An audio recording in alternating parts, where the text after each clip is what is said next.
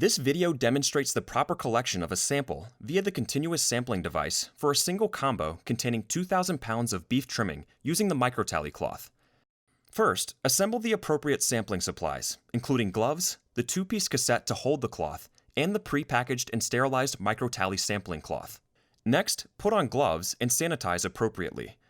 Then sanitize the two-piece cassette that holds the cloth in place with an antimicrobial or hot water.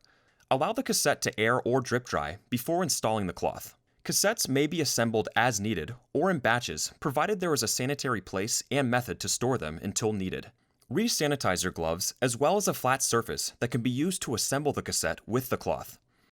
After sanitizing, remember not to let anything touch your gloves, the cassette, sanitized surface, MicroTally bag, or MicroTally cloth.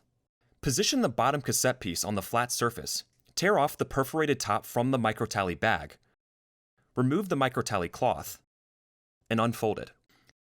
Center the cloth over the bottom cassette piece with enough cloth hanging over the top edge so that it will be held firmly in place when assembled. Then clamp the top piece down over the bottom.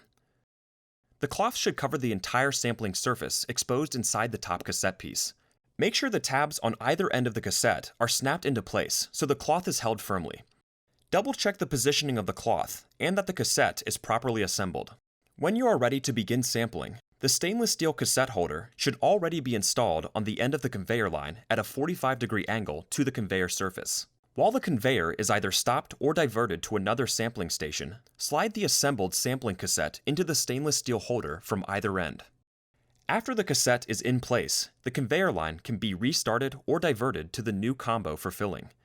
The cloth collects the sample as the combo fills. After the combo is full and the conveyor line is stopped or diverted, use sanitary procedures to remove the cassette from the holder. Individual plants will need to develop specific procedures for sanitary handling of the cassette and the removal of the cloth. Sanitize the cassette holder and install a new preloaded cassette into the holder so the line can be restarted as soon as a new combo is in place. Place the cassette on a sanitary flat surface and disassemble it by unengaging the tabs at either end that hold the pieces together. Then, remove the cloth while carefully refolding it and return it to the original bag, making sure to close and label that sample bag.